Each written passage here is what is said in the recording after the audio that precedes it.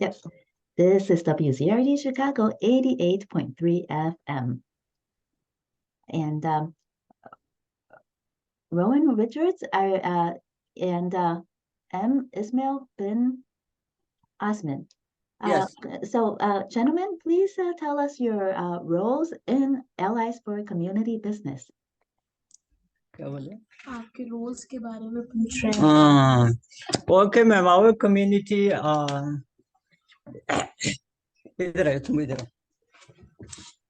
Okay, ma'am. I do speak English a little bit. Somebody translate you, okay?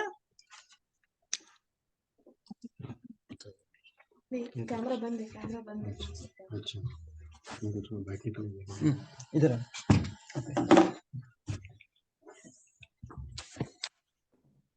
Rowan, would you like to go first? Sure, happy to.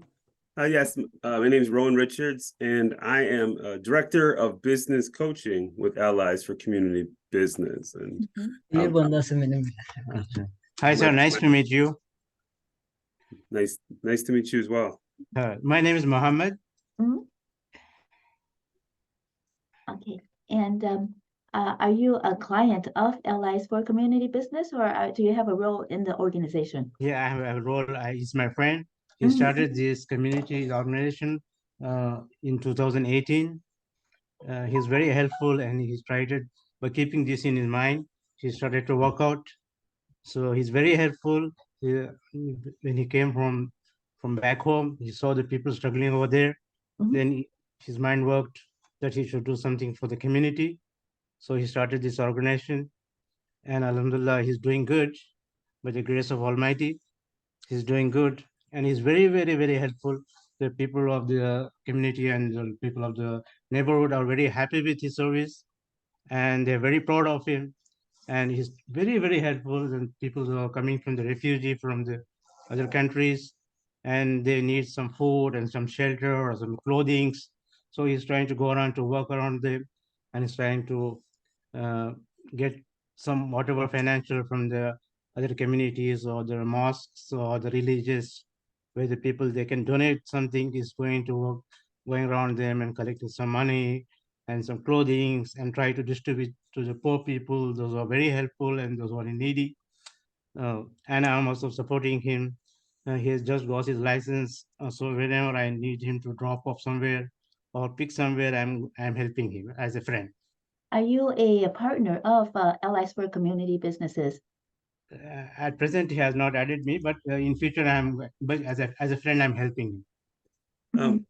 Trudy, I think Mr. Mohammed is describing amazing work. We're with different organizations, but I would love to learn more.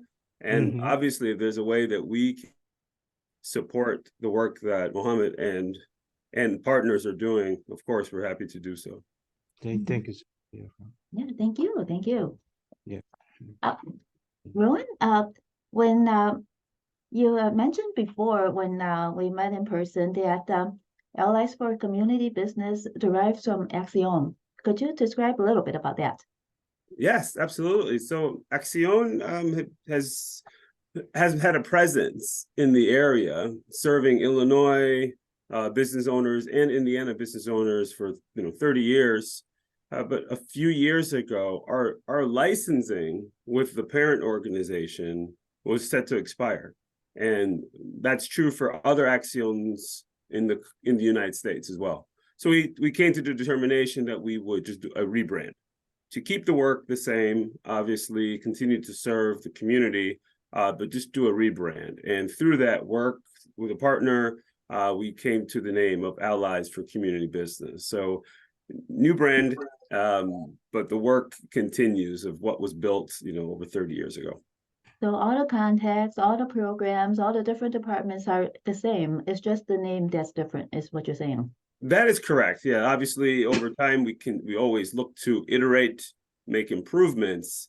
So hopefully any changes that are apparent are just improvements on the great work that have been going on for decades. Let us say that an Asian woman or an African-American entrepreneur wanted to start a business in the impoverished north of Howard area in Rogers Park. let's say, selling native regional baked goods and wanted to rent one of the vacant storefronts. How would Allies for Community Business assist this client? Yeah, wonderful question. Absolutely. So we will always start with the individual and do an assessment of where they are in the process. So during our first conversation, we want to learn about the person. We also want to learn about their business idea, and then, of course, help to establish goals in a collaborative manner with the business owner. And that's the kind of the foundation. From there, we go through some of the fundamentals of starting a business, making sure that they have a business plan in place, financial forecasts in place about the potential, obviously working towards getting the proper licensing, certification if necessary, business insurance, bank account, bookkeeping system that they plan to implement. So all of the very important fundamentals for a business owner. And part of that is also for them to really understand what the budget could be. Anytime you're getting ready to take on space, obviously there's a significant cost, and that's whether you plan to rent or own the space. So we want to make sure that know that there are all of the startup costs that you have before you move in, but then there's also the ongoing operating costs once you do move in. So we would spend as much time as necessary on all of that planning before they ever sign a lease, because we want to make sure that we're helping them prepare for success and not putting themselves in any sort of jeopardy by not being well prepared. So that's where things would start. From there, of course, helping the business owner think through how to negotiate, right questions to ask with the owner of the building, the landlord, so that they can get really good terms. And then, of course, what will they do from a marketing standpoint to attract people into their business?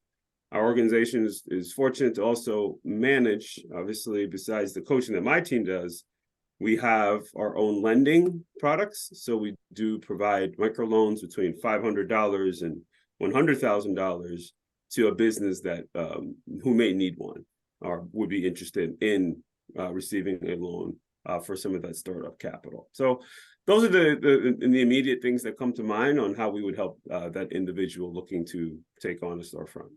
What is the interest rate now? Does it vary among the lenders and vary among the amount of the loan? Yeah, absolutely. So our rates are 9%, and that's set across all of our loans, regardless of the size. Our loan prices, they vary over time, the way that any other lending organization would.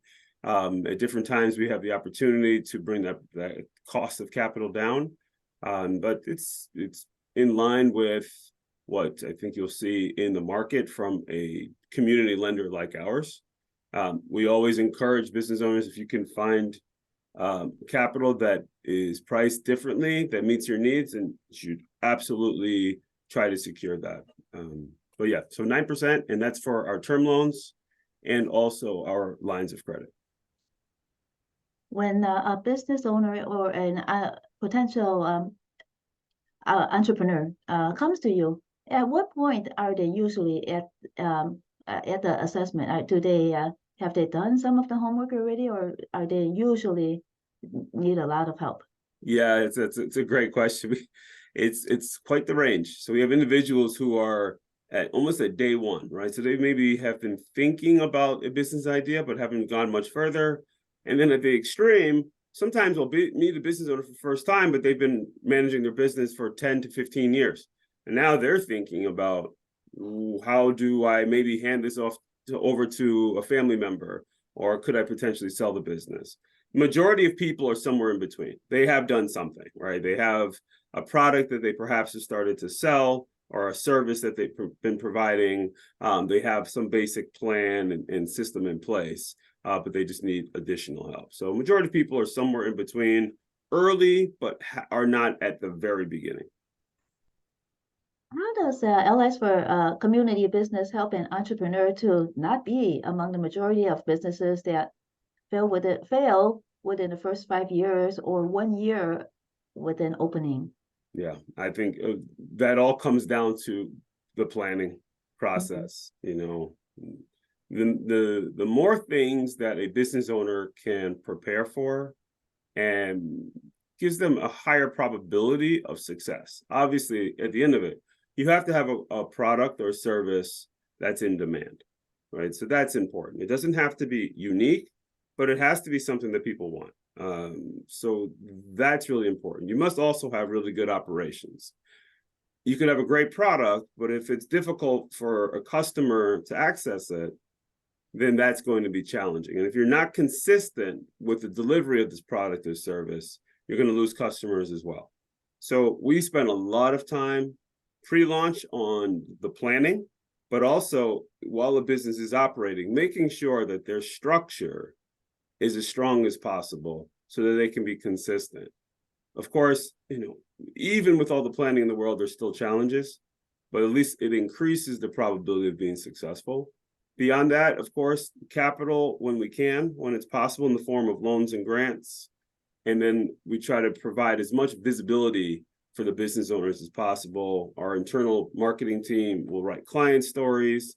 We send email blasts out to our quite large audience, and then try to get people connected with maybe a great service provider or a potential customer or an advisor, if that's ever a possibility. So we try to do everything we can to prepare and then also support the business owner as they continue to grow. Does it cost anything for the clients to have all these services for the marketing, etc.? Our services are free. Mhm. So we've been fortunate through generosity and support of other organizations and through philanthropy to be able to provide our services for free. Of course, I mentioned the interest rate for our loans. Mhm. That is the one thing that we do charge for in order to provide the loans to small business owners. But other than that, our coaching, our marketing, all of our connections, those services are for free. Do you have any statistics about how many of your clients are able to succeed and stay in business with after 5 years? Yeah, I mean, so I'll give you probably the most direct one for my services. So within my program, I run an accelerator group called the Neighborhood Entrepreneurship Lab.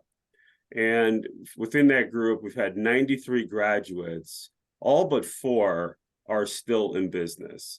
And this dates back to 2017 when we started the program. So I think it's a good reflection.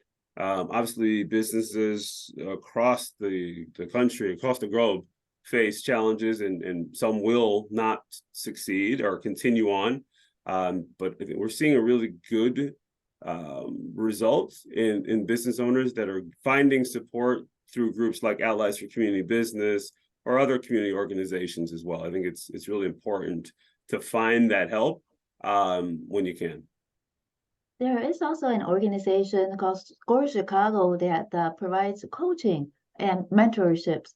So do you know anything about the Score Chicago? And if you do, how does Allies for Community Business differ from Score Chicago? Yeah, absolutely. Very familiar with Score.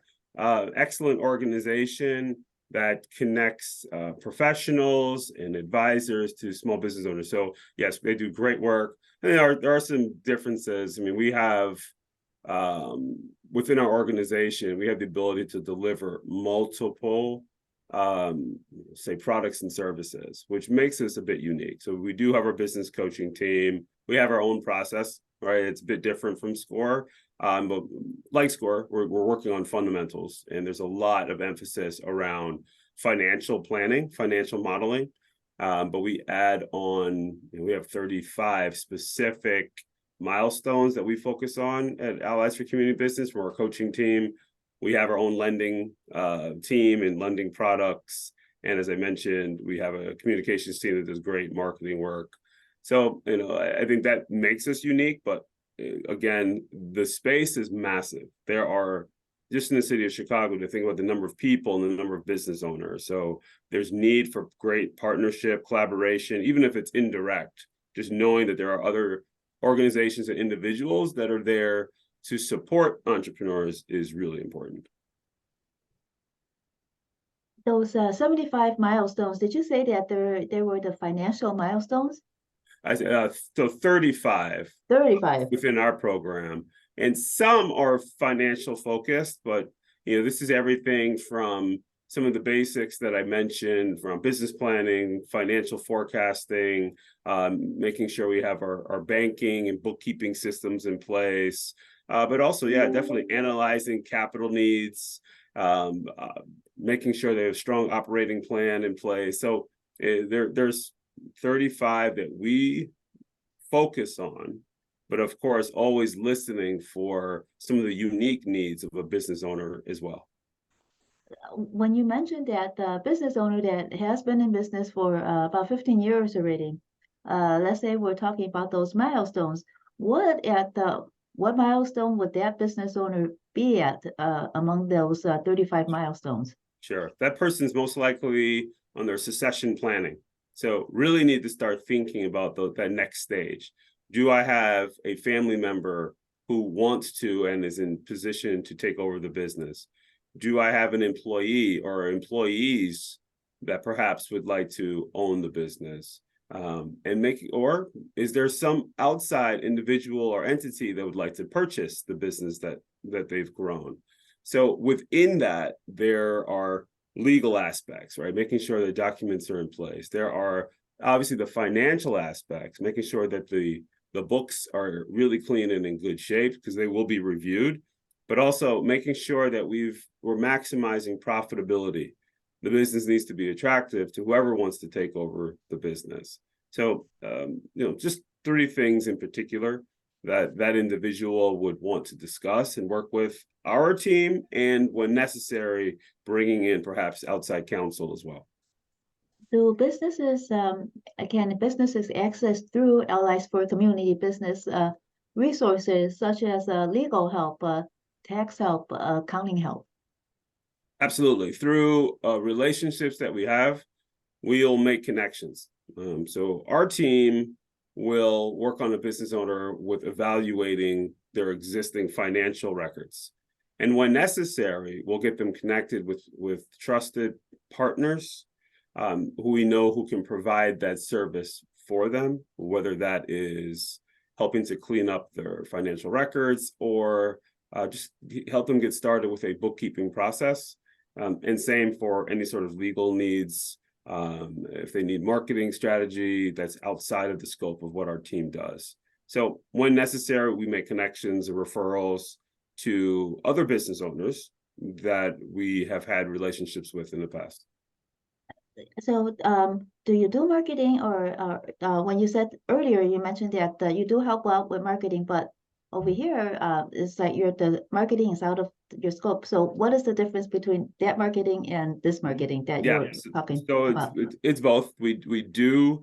So an example of marketing that we would do at Allies for Community Business would be a client story. So really great write-up with visuals and links perhaps back to the client's e-commerce.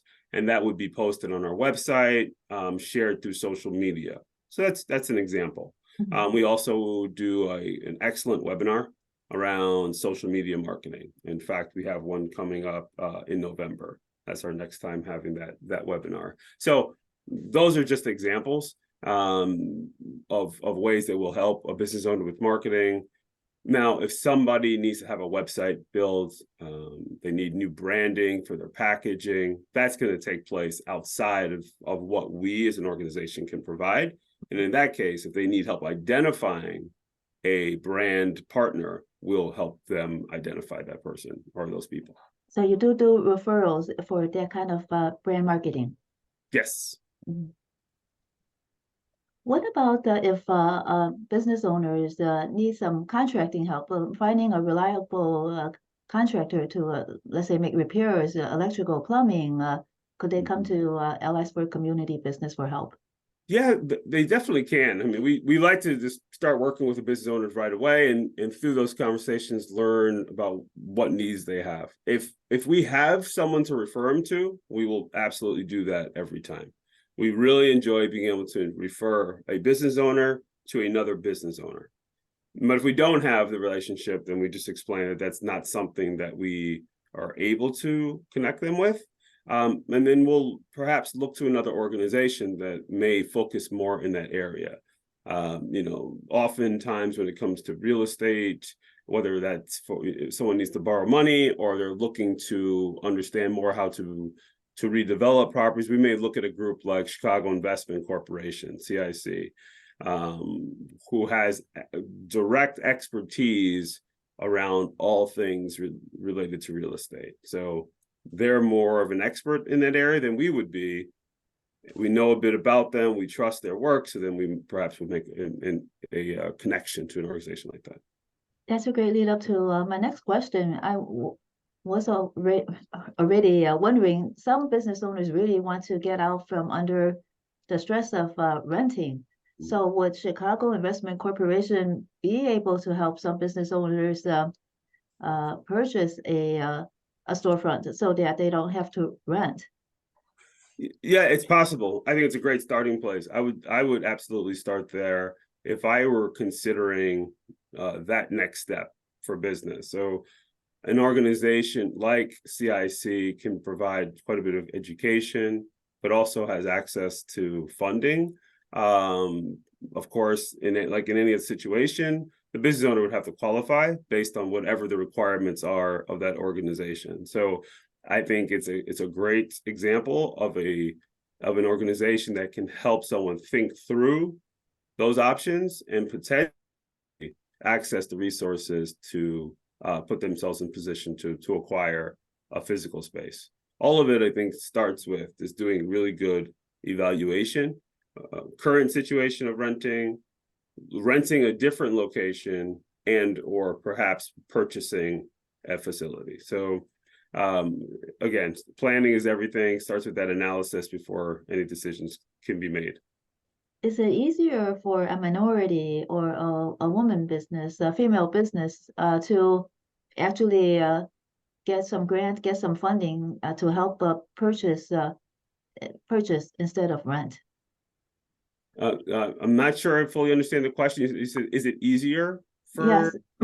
Are there more opportunities for funding for minorities and women in purchasing a storefront, a building, instead of renting? I wouldn't say so. I wouldn't say there's more. I think there are different types of funding that are available, and I think if you ask the majority of people, there are challenges for finding funding, regardless of gender, ethnicity, however you identify. So there are programs that are in place that are trying to make it a little bit more accessible, right? But it's not perfect, right? And I think there's plenty of work still to be done to make resources in general a little bit more accessible to business owners, especially business owners that we're seeing. So that would be my response to whom it may be easier or not easier for. Yeah, so in other words, it's pretty difficult to get funding for purchasing a storefront. It's most business owners have to be satisfied with renting for the time being, is kind of what you're saying, right? Well, I think it is difficult. If we think that's a major asset, that's a significant purchase. So Yes. quite a bit of capital is required to purchase a building in most circumstances. I think we can agree on that.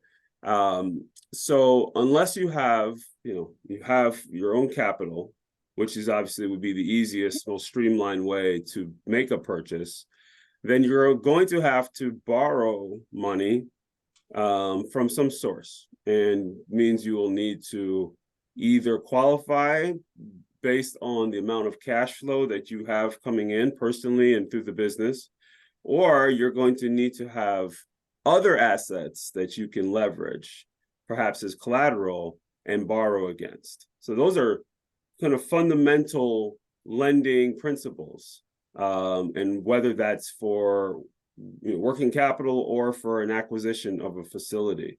So it is difficult.